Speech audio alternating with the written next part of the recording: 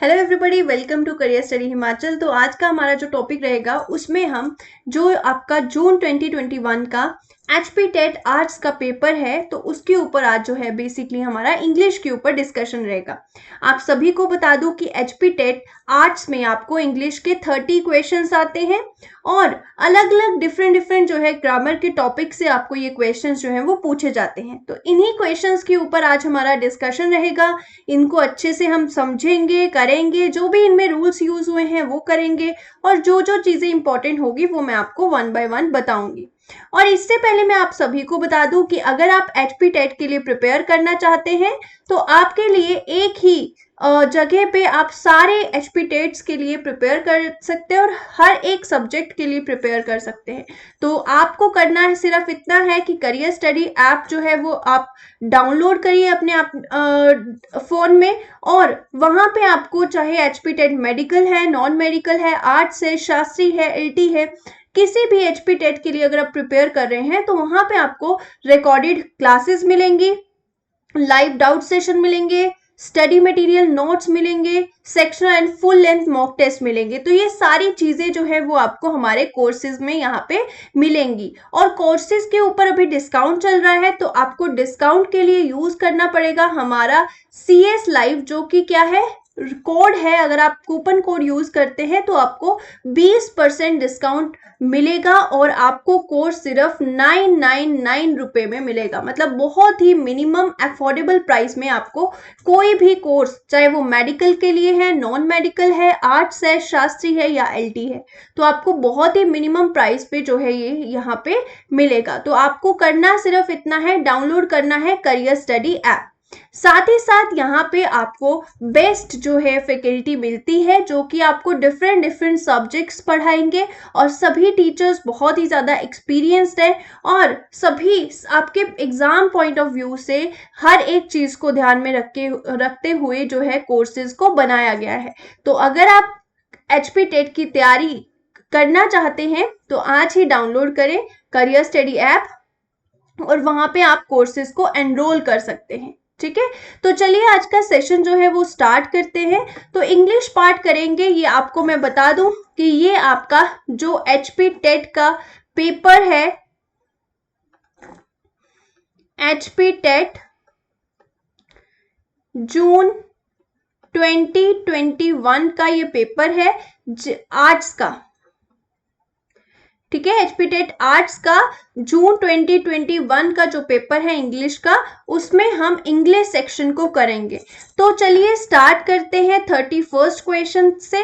तो पहला जो क्वेश्चन है सबसे, वो क्या है, आई होप कि सभी को जो है क्वेश्चन विजिबल रहेगा, किसी को किसी भी तरह की दिक्कत जो है वो नहीं आएगी। Just wait for a second.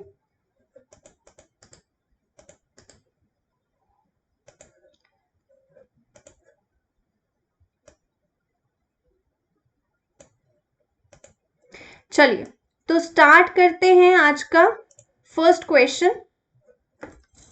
तो सबसे पहले है कि आपको एक्टिव पैसिव में से क्वेश्चन आया हुआ है। ठीक है, एक्टिव पैसिव में से आपको बताना है कि कौन सा करेक्ट है। ठीक है, तो यहाँ पे आपको सबसे पहले क्वेश्चन दिया गया है, did the king not slay his enemies. तो आपको पता है कि जब भी हम एक्टिव पैसिव करते हैं तो एक्टिव में क्या होता है हमेशा कि एक्टिव में, पेन थोड़ा सा मैं लाइट कर लेती हूँ, ठीक है, हाँ, एक्टिव में आपको subject plus verb plus object दिया होता है और पैसिव में आपको क्या करना होता है, पैसिव में आपको ऑब्जेक्ट को आगे लाना होता है, वर्ब एज इट इज रहता है और सब्जेक्ट को पीछे लाना होता है। वर्ब पे रूल्स के अकॉर्डिंग, जो रूल्स होते हैं उनके अकॉर्डिंग चेंजेस आते हैं।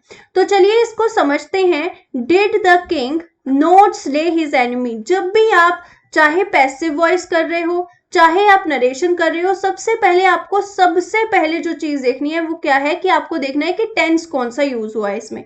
तो अगर हम इसमें देखें तो ये पूरा सेंटेंस जो है, आपको पता है कि डिड जो है, डिड लगता है हमेशा पास्ट में, तो ये किस में है, पास्ट में है। ये पूरा सेंटेंस किस में है, पास्ट में है। डिड जो है वो लगता है पास्ट में, तो इसलिए पूरा सेंटेंस पास्ट में है और क्वेश्चन पूछा हुआ है। ठीक है, इसलिए जो हेल्पिंग वर्ब है उसको आगे लगाया हुआ है। तो did the king not slay his enemies, तो देखते हैं कि इसका आंसर क्या होगा। तो देखिए, आपको पता है कि जब हम एक्टिव से पैसिव जाते हैं तो सब्जेक्ट ऑब्जेक्ट बन जाता है, ऑब्जेक्ट सब्जेक्ट बन जाता है। तो यहाँ पे दो हमारे पास सब्जेक्ट और ऑब्जेक्ट है। एक तो सब्जेक्ट है किंग और ऑब्जेक्ट है हिज एनिमीज। ठीक है, आप क्या करेंगे, अगर ये सब्जेक्ट है ये ऑब्जेक्ट है तो इनको इंटरचेंज करेंगे, तो हिज एनिमीज आगे आएगा। हिज एनिमीज आगे आया हुआ है, ठीक है, चारों में ही, लेकिन क्वेश्चन है तो इसको क्वेश्चन की तरह ही आंसर करना पड़ेगा। तो यहाँ पे इसमें क्वेश्चन नहीं है तो ये ऑप्शन तो हमारा पहले ही नेग्लेक्ट हो जाता है। नेक्स्ट हम चलते हैं कि अब हमें ये पता है कि होगा भी किसमें, पास्ट में, आंसर भी पास्ट में ही होगा। तो अगर हिज एनिमीज लिखा हुआ है तो आपको पता होना चाहिए कि जो वॉज है वो तो आता है सिंगुलर के साथ, मतलब जो एक पर्सन होता है, और वर आता है बहुवचन के साथ जो कि प्लूरल होता है। तो हिज एनिमीज ज्यादा है तो ज्यादा के साथ वर लगेगा, तो वर वाला सही है, तो ये भी गलत हो गया क्योंकि वॉज तो आएगा ही नहीं। नेक्स्ट चलते हैं, नेक्स्ट देखते हैं कि आगे कौन सा जो है आपका बिल्कुल सही है। ठीक है, तो नेक्स्ट अगर देखें तो वो were the enemies not slew by the king, were his enemies not slain by the king. अब आपको पता होना चाहिए कि जो आपका स्ले है, स्ले की, मैं यहां पे लिखती हूं, स्ले की फर्स्ट फॉर्म क्या है, स्ले, स्ल्यू, स्लेन। और आपको पता है कि वॉज और वर में, या फिर जब हम एक्टिव से पैसिव बना देते हैं तो पैसिव हमेशा वर्ब की थर्ड फॉर्म लेता है। वर्ब की थर्ड फॉर्म क्या हुई, slain, not slain by the king. तो ये भी आपका गलत होता है और राइट आंसर जो आपका रहता है वो है आंसर डी। ठीक है, तो इस तरह से आपको सिर्फ आंसर चूज नहीं करना है, उसके पीछे रीजन भी देखना है कि क्या रीजन है कि ये वाला आंसर जो है वो आया है। ठीक है, तो इस तरह से आपको पता होना चाहिए। Let's come to the next question. किसी को कहीं पे कुछ भी डाउट आता है तो कमेंट सेक्शन में बता सकते हैं। 32nd क्वेश्चन देखते हैं। तो इसका आंसर पता लग गया 31 का सभी को, the answer is D. Next है the bridge is built fast. ठीक है, अब आपको पता है कि यहाँ पे सब्जेक्ट क्या है, द ब्रिज है। ठीक है, ऑब्जेक्ट इसमें कुछ नहीं है, फास्ट तो नहीं है ना, कोई नाउन ही नहीं है फास्ट तो। ठीक है, ये तो जस्ट बताया है कि जो बिल्डिंग है वो इस बिल्डिंग फास्ट, मतलब बहुत जल्दी बन रही है, वो तो एडजेक्टिव है, विशेषता बता रहा है, क्रिया की विशेषता बता रहा है, तो वो क्या होगा, एडजेक्टिव होगा। तो यहाँ पे सब्जेक्ट तो एज इट इज है। तो अब यहाँ पे जो आपका राइट आंसर इसमें रहेगा वो क्या रहेगा, अगर यहाँ पे ऑब्जेक्ट मिसिंग हो तो हम सब्जेक्ट से ही फिर से शुरुआत करेंगे। The bridge is building fast है, द ब्रिज, अगर is am are plus V1 plus ING हो आपका एक्टिव में, तो पैसिव में क्या लग जाता है, is am are plus being plus verb third plus object. ठीक है, तो आपका is am are plus ING वाला तो था, तो नेक्स्ट में इज एम आर एज ही रहेगा, इसके साथ लग जाएगा बीइंग और third form built fast, adjective as it is रहेगा। क्योंकि एडजेक्टिव हो या कोई भी अन्य चीज हो जो कि अदर देन सब्जेक्ट ऑब्जेक्ट और वर्ब है, वो एज इट इज ही कंटिन्यू हो जाती है। तो यहाँ पे जो राइट आंसर आपका बनेगा दैट इज बी। यहाँ पे समवन से शुरुआत कर दिए तो ये गलत हो गया। फास्ट, कभी भी फास्ट, तो फास्ट इज तो कुछ है ही नहीं। ठीक है, नन ऑफ द वर्ब भी नहीं है, तो बी जो है इसका राइट आंसर जो है वो रहेगा। नेक्स्ट है children love to watch movies. अब इसमें देखते हैं कि राइट आंसर क्या आएगा। अब अगेन अगर हम यहाँ पे देखें तो अगर इसमें देखें तो सब्जेक्ट तो आपके पास है चिल्ड्रन, लेकिन ऑब्जेक्ट आपके पास क्या है, यहाँ पे मूवी नहीं है ऑब्जेक्ट। ठीक है, children love to watch movies, मतलब वो तो बताया हुआ है कि चिल्ड्रंस को क्या पसंद है, तो मूवीज थोड़ी ना हम कहेंगे कि मूवीज बच्चों के लिए बनी हुई हैं। ठीक है, तो इस तरह से अगर हम देखें तो children love to watch movies का क्या होगा, आपने याद रखना है कि जब भी आपका टू इन्फिनिटिव होता है, टू इन्फिनिटिव किसको बोलते हैं, जब टू के साथ वर्ब की फर्स्ट फॉर्म लगी हो। ठीक है। इसको हमेशा चेंज करने के लिए क्या लगता है, ये एक्टिव का हो गया, इसको पैसिव बनाने के लिए लगेगा to plus be plus verb की थर्ड, पहुंचना हमें थर्ड फॉर्म पे ही है, ठीक है। पैसिव में हमेशा थर्ड फॉर्म ही लगती है। तो अगर यहाँ पे देखें movies are loved and watched by children, तो ये नहीं होगा। Movies are watched with love by children, ये भी नहीं होगा, ऐसा तो कहा ही नहीं है। Movies are being loved and watched by, ये भी नहीं होगा। तो सही आंसर क्या होगा, children love movies to be, सिर्फ इतना चेंज करना था इन्फिनिटिव में, टू बी वॉच्ड, ठीक है। चिल्ड्रन लव मूवीज, क्योंकि इसका तो कोई चक्कर ही नहीं है, चिल्ड्रन लव मूवीज तो एज इट इज आएगा। टू वॉच जो है वो है इन्फिनिटिव, और इन्फिनिटिव का ही हम पैसिव चेंज करेंगे। नेक्स्ट अगर देखें क्वेश्चन, तो next is humiliated you in the party. Again question है, आगे अगर आपका एक्टिव में हु लगा हो तो इसको किस में चेंज कर देते हैं, बाय हुम। एक्टिव में अगर हु लगा हो तो उसका पैसिव बनाते समय हम बाय हुम कर देते हैं। तो ए तो आंसर यहाँ पे हो ही नहीं सकता, ठीक है। ए तो आंसर निकल ही गया डिक्शनरी से। नेक्स्ट है humiliated you in the party. अब अगेन अगर यहाँ पे देखें तो आपको पता है कि ये क्वेश्चन है, तो हमें क्वेश्चन के ढंग से ही लिखना पड़ेगा। तो by whom was in the party insulted by you, party थोड़ी ना इंसल्टेड हुई है आपके द्वारा। बाय हुम वर यू, क्योंकि हु ह्यूमिलेटेड यू, तो यू यहाँ पे क्या है, ये हु जो है जो भी होगा पर्सन होगा ना, तो इसलिए ये सब्जेक्ट है, ये ऑब्जेक्ट है, तो ऑब्जेक्ट आगे आएगा। लेकिन क्योंकि ये क्वेश्चन में है तो इससे पहले इसका क्या लगेगा, उसका हेल्पिंग वर्ब लगे। जैसे हम लिखते हैं ना शी इज रिया, लेकिन अगर क्वेश्चन लिखना हो तो इज शी रिया, ठीक है।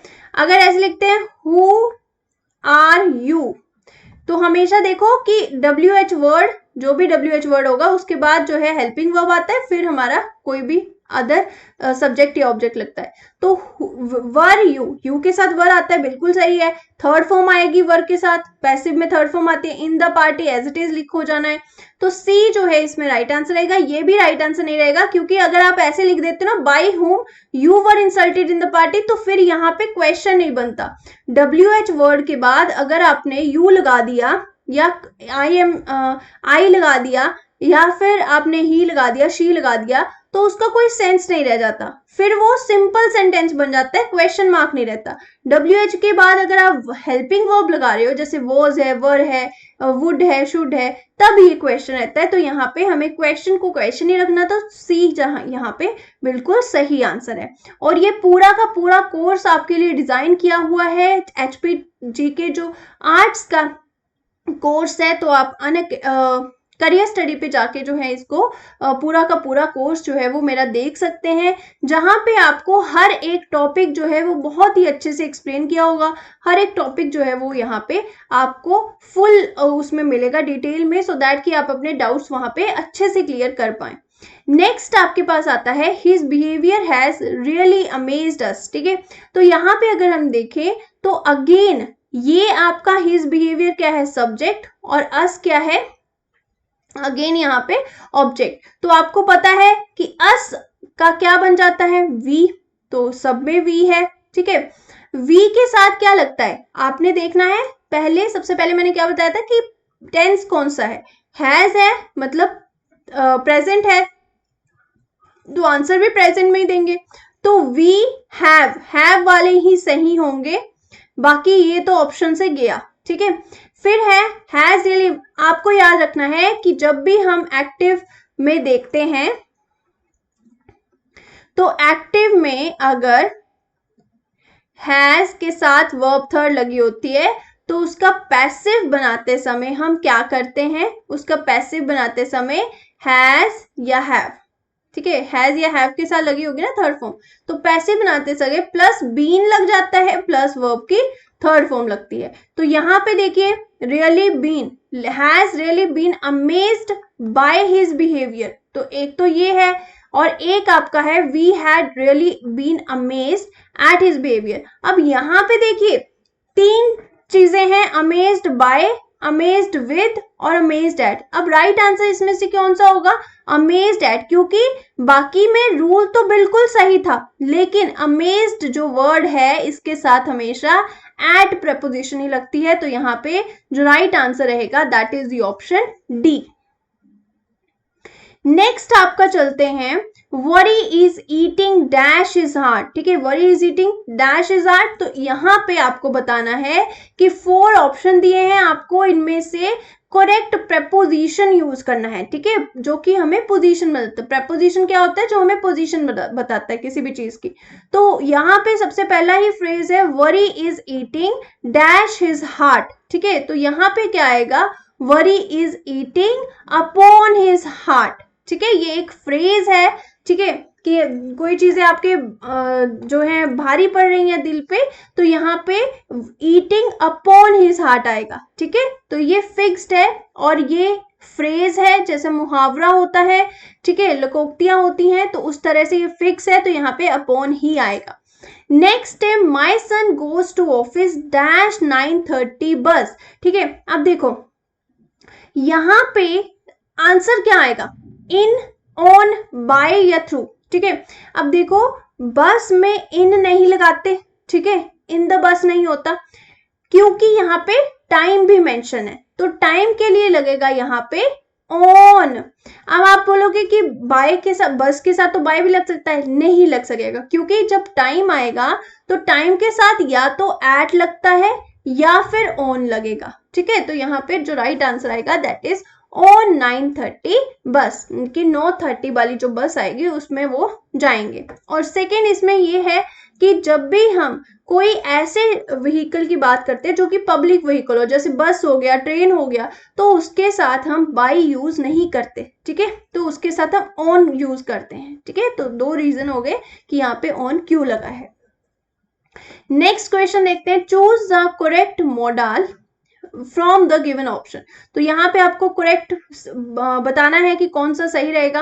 Had I been in the class I dash have learn the lesson. ठीक है, had I been in the class मतलब वो सोच रहा है कि अगर मैं क्लास में गया होता तो मैं लेसन को लर्न कर देता। देखो, तो यहाँ पे एक फ्यूचर प्रेडिक्शन की बात हो रही है। ठीक है, लेकिन अगर तो वो ऐसा है कि बिल्कुल श्योर है कि वो जाएगा ही जाएगा, तब तो हम विल यूज करते। लेकिन यहाँ पे पूरी श्योरिटी नहीं है कि अगर क्लास में होता तब ये लेसन याद करता, तो इसलिए यहाँ पे कम प्रोबेबिलिटी के लिए हैड आई के साथ हमेशा, हैड बीन के साथ हमेशा वुड लगता है। तो यहाँ क्या आएगा? वुड। शुड आ जाता है कि ऐसा करना ही चाहिए, मस्ट आ जाता है कि करना जरूरी ही है, तो ऐसी कोई कंडीशन नहीं है। वो सिर्फ इतना कह रहा है कि अगर मैं क्लास में जाता तो मैं लेसन लर्न कर सकता था, I would learn the lesson. ठीक है, तो यहाँ पे ए राइट आंसर रहेगा।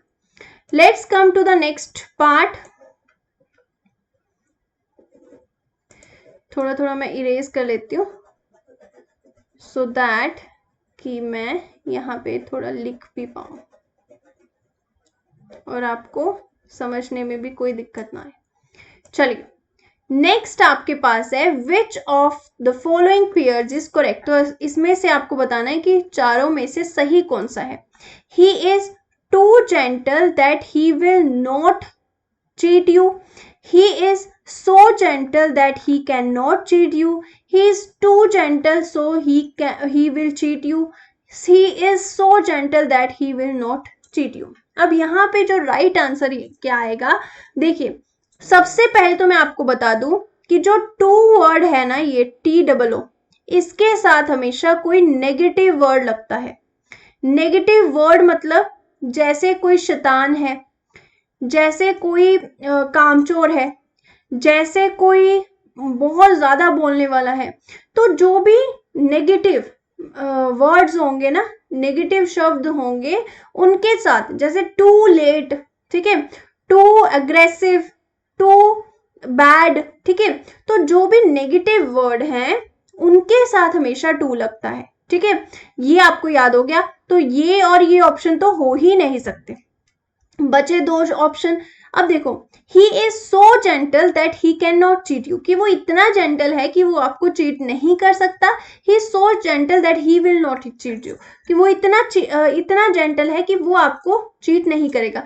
विल जो है ना वो तब लगता है जब आपको 100% किसी चीज के ऊपर श्योरिटी हो। जैसे if I say I will go to my home tomorrow, तो मतलब मेरी 100% श्योरिटी है कि मैं कल जाऊंगी।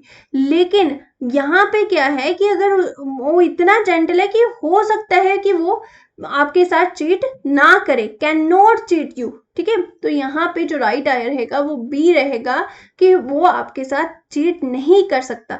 अब कल को ये भी हो सकता है कि वो करे भी, ठीक है। तो एक प्रोबेबिलिटी का अगर हमें एहसास होता है तो वो होता है कैन नॉट, ठीक है, कि वो नहीं करेगा। विल हमें 100% बता देता है, ठीक है। तो इसलिए जो राइट आंसर यहाँ पे रहेगा वो रहेगा आपका option B, D option B गलत है।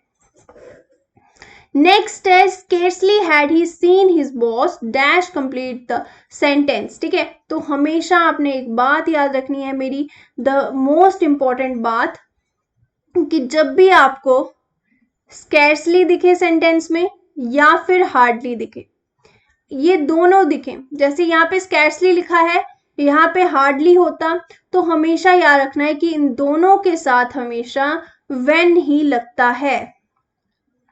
सॉरी, एक सेकेंड, इन दोनों के साथ हमेशा क्या लगता है, when, ठीक है।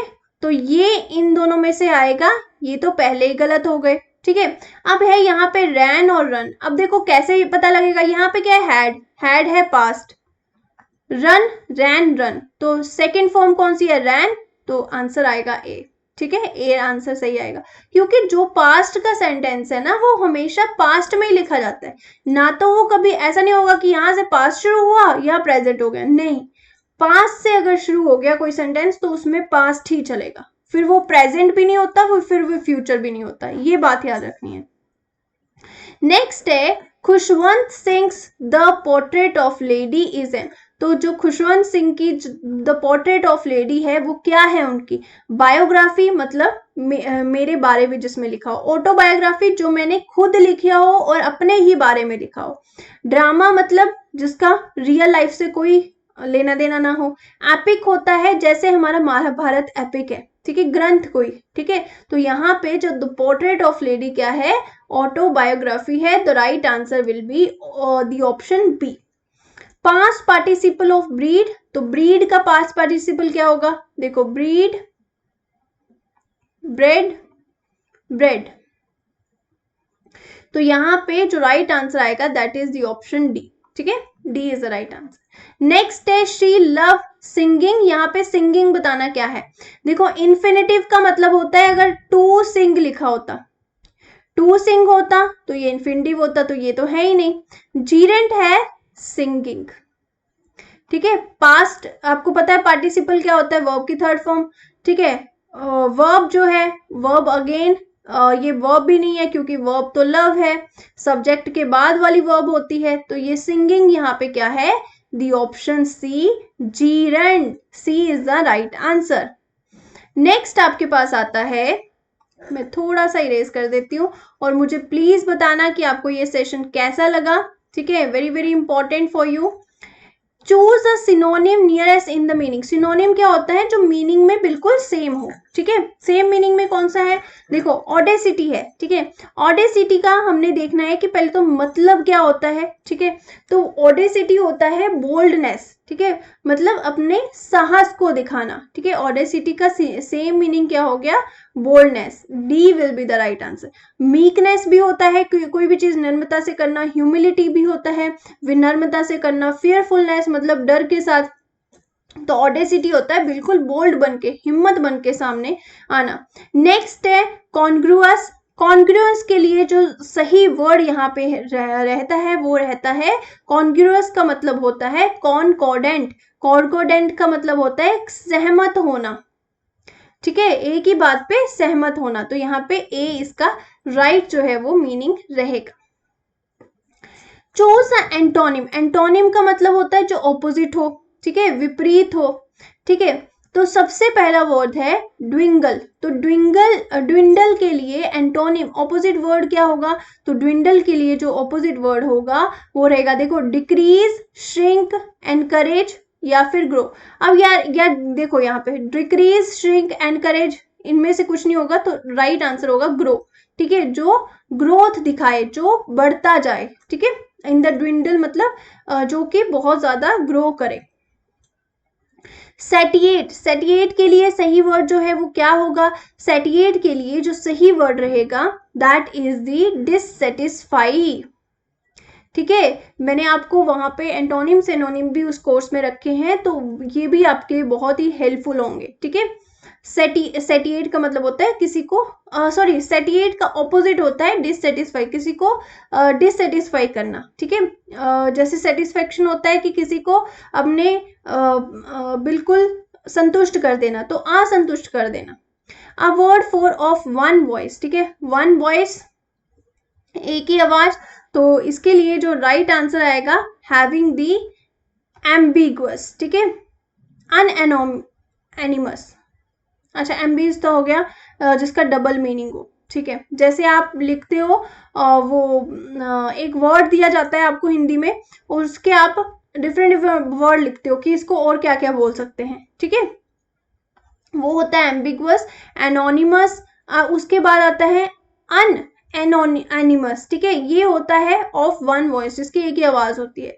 ठीक है, ऑब्सोलीट जो है वो भी डिफरेंट होता है। ठीक है, तो यहाँ पे ये वन वर्ड है, तो ऑफ वन वॉइस का आ गया अनएनिमस। नेक्स्ट आपके पास आता है 49, लवर ऑफ मैनकाइंड। तो लवर ऑफ मैनकाइंड कौन होता है?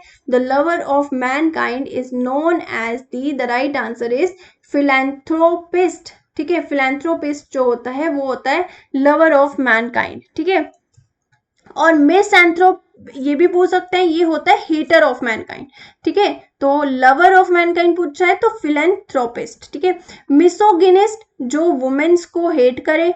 पियागियरिस्ट मतलब जो किसी का साहित्यिक चीजों को, जैसे किसी ने कोई राइटिंग लिखी है, किसी ने कोई चीज लिखी है और उसको चुराना, तो उसको बोलते हैं पियागियरिस्ट। और मिसोगाइनिस्ट होता है जो कि लेडीज को, वुमेन्स को हेट करे। The teacher dash students when the principal entered the room. Teacher क्या कर रही थी जब प्रिंसिपल एंटर हुआ रूम में? तो इन चारों में से was teaching, had been teaching, had taught या फिर वॉज टॉट। तो इसका जो राइट आंसर आएगा that is the option A, that is was teaching. ठीक है, टीचर क्या कर रही थी? पढ़ा रही थी जब प्रिंसिपल एंटर हुआ रूम में। ठीक है, तो हमें कैसे पता लगा कि यहाँ पे वॉज आएगा? देखो, हैड और हैड बीन का मतलब होता है पढ़ा चुकी है। ठीक है, तो ऐसा तो नहीं है, टीचर एंटर किया ना, तो उस टाइम वो क्या कर रही थी? पढ़ा रही थी। ठीक है, और ये वॉज टॉट क्यों नहीं आया? क्योंकि ये पैसिव में चला जाता है। अगर प्रिंसिपल स्टूडेंट्स आगे होता, बाय लगा होता, फिर हम यूज करते हैं इसका। ठीक है, तो यहाँ पे जो राइट आंसर आएगा दैट इज ऑप्शन ए। ठीक है, सो ये था आज का आपका सेशन। आई होप कि ये सेशन आपको अच्छा लगा होगा, तो उसको लाइक एंड शेयर जरूर कीजिएगा, और साथ ही साथ करियर स्टडी ऐप जरूर डाउनलोड कीजिए। So thank you so much and have a very nice day.